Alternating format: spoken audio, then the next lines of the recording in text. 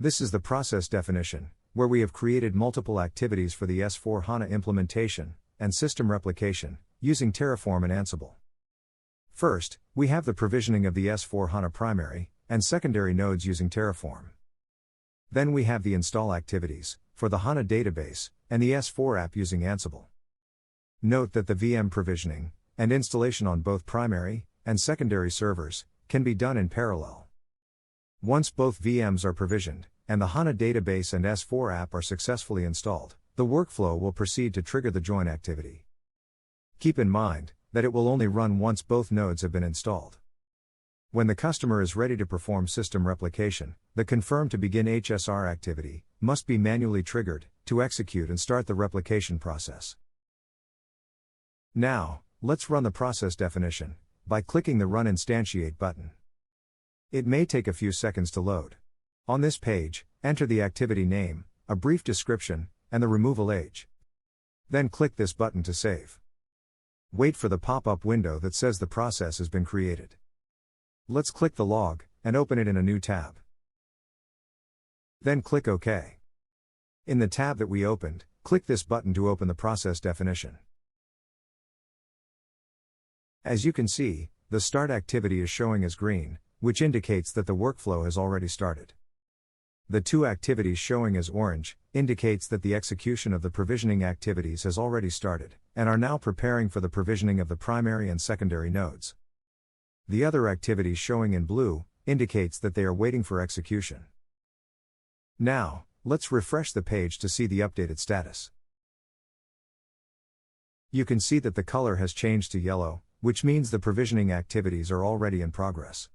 Fast forward to completion, the color has now changed to green, which indicates that the S/4HANA nodes have been provisioned successfully. Moving on to the installation of the S/4HANA database. Let's click on the Ansible icon, then Execution Logs. This is where you can see the output of the Ansible playbook used to provision the HANA database.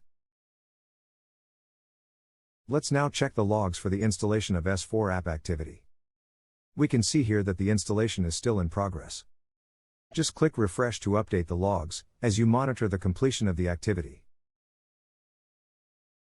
Let's look at the AWS dashboard to further verify the provisioned nodes. You can see all the relevant pieces of information here, including the IP address for instance. You can also log in directly to the SAP GUI. Run the inconsistency check. And check the status of the application server instance. Once you are ready to performing system replication, or HSR, click on the Confirm to Start activity.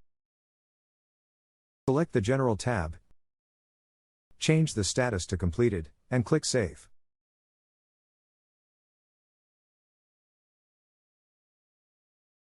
Almost immediately, the subsequent activity will trigger automatically. It takes time to replicate the data, depending on the size of the database and network bandwidth. Just keep refreshing until both turns green. Now let's check the execution log of the replication activity. You can also check the replication state by logging in at the OS level of the primary server and issuing this command. Run the same command on the secondary server to check the replication state.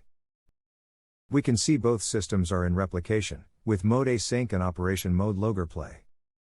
Check the same on the HANA Studio by logging into the system, going to Landscape, then System Replication tab. Here you can see the percentage of data transferred to the secondary site. And lastly, all processes should be in active state, which indicates that both systems' data are now in sync. Do you want to learn more? Feel free to reach out to us.